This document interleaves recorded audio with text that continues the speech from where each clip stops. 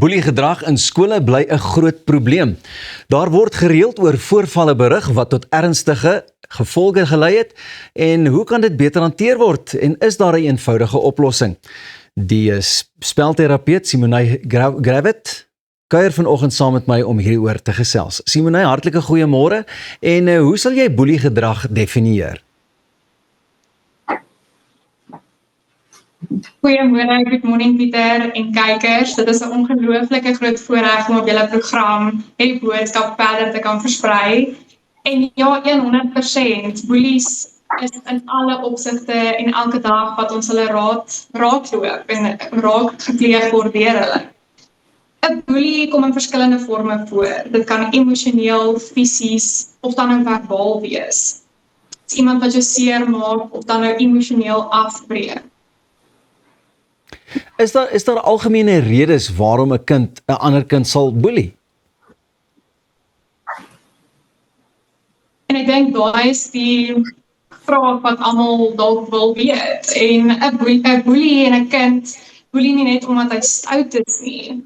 'n Kind boelie omdat daar onderliggende dinge aangaan. En dit kan onder andere goed insluit soos onverwerkte trauma, onverwerkte emosies, groepsdruk, gebrek aan empatie, aandag soek en ek is versigtig om daai in te sê want dit is nie in alle opsigte so nie. En onsekerheid of 'n lae selfbeeld wat daardie kind het. En waarom dink jy ruk dit deesdae net so hand uit, nogal veral by skole? So ek sal definitief sê boeliegedrag ruk hand uit. As ons net kyk na die statistieke gewys, is daar 3.2 miljoen kinders wat per jaar deur boeliegedrag aangeraak word. 67% van daardie statistieke rapporteer glad nie boelie nie. So dis een van die redes. Sosiale media en cyberboelie wat toeneem en die nagevolge daarvan, verhoogde stres by die huis en moontlike huistrauma en onsekerheid by daai kind hoe om emosies te identifiseer, maar ook om emosionele regulering toe te pas. Simonay, is my baie interessant, ek meen baie van hierdie boeliegedrag is ook uiters gewelddadig, nê, as 'n ou van hulle sien wat nou veral op die sosiale media as die ronde sou doen en so. Absoluut. Wat is die rol of verantwoordelikheid van ouers en onderwysers, jy weet, in skole in die hantering van hierdie boeliegedrag? Ja, so dis net 3 woorde. Wees die voorbeeld. Kinders kyk op na ouers en onderwysers en as jy daardie aksies uitvoer wat jy wil minder maak, dan gaan dit nie help met die hele boeliegedrag nie. Help die leerders om emosioneel te reguleer. Wees daardie voorbeeld in werksplek, maar ook dan by die huis in 'n kalme manier. Gee duidelikheid en konsekwente gevolge dan nou vir hierdie aksies. Hê ook gesprekke rondom boelies. Wees betrokke by jou kind se lewe. Dit is een van die belangrikste aspekte. Ons lewe is so gejaag en so besig dat ons partykeer verby mekaar leef. Maak tyd om by jou kind in te kyk, want dit is werklik belangrik. Hoorie, en ek dink volwassenes het ook 'n ander verantwoordelikheid want dit is so maklik om self ook as 'n boelie te wees as 'n ouer en ook 'n boelie te wees as 'n onderwyser, nie waar nie? Absoluut.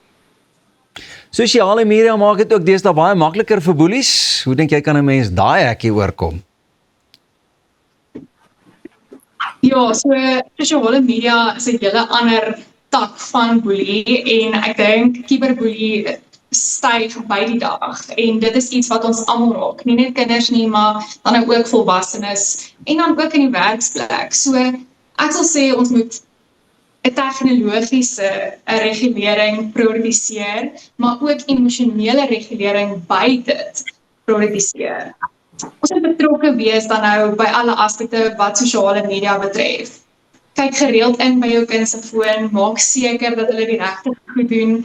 En as daar dalk 'n Instagram of 'n Facebook of sosiale media platform is, maak seker waar jou kind aktief is. Dit is ook regtig belangrik om in te kyk by jou kind en om die gevolge dan nou van sosiale media oor te dra.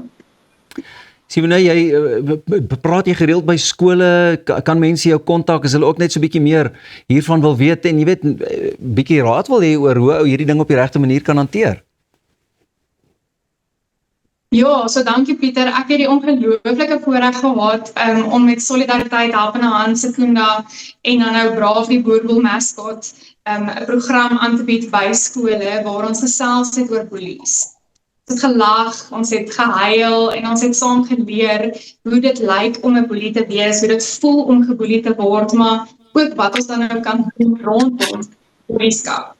En ek moet vir jou sê, om te sien hoe daai kinders net geleer het en interaktief kon wees in die hele aanbieding was vir my ongelooflik.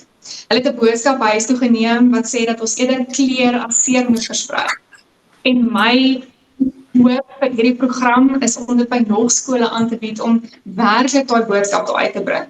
Dat ons boelie moet verminder en dat ons daai statistieke moet laag maak. Dat ons daai 3.2 miljoen my kinders kan verminder, jaarliks, maandeliks, daagliks. En dat ons regtig net kan kyk hoe ons kinders se harte kan verheerlik en mooier kan maak en 'n kleur van 'n lewe kan wees. Simone, baie dankie. Ons gaan verseker bietjie weer by jou inpop en dit aanraak. Maar vir eers gaan Elsa net hierna fokus op 'n kongres vir dinamiese vroue. Bly net waar jy is. Ons kuier net hierna verder.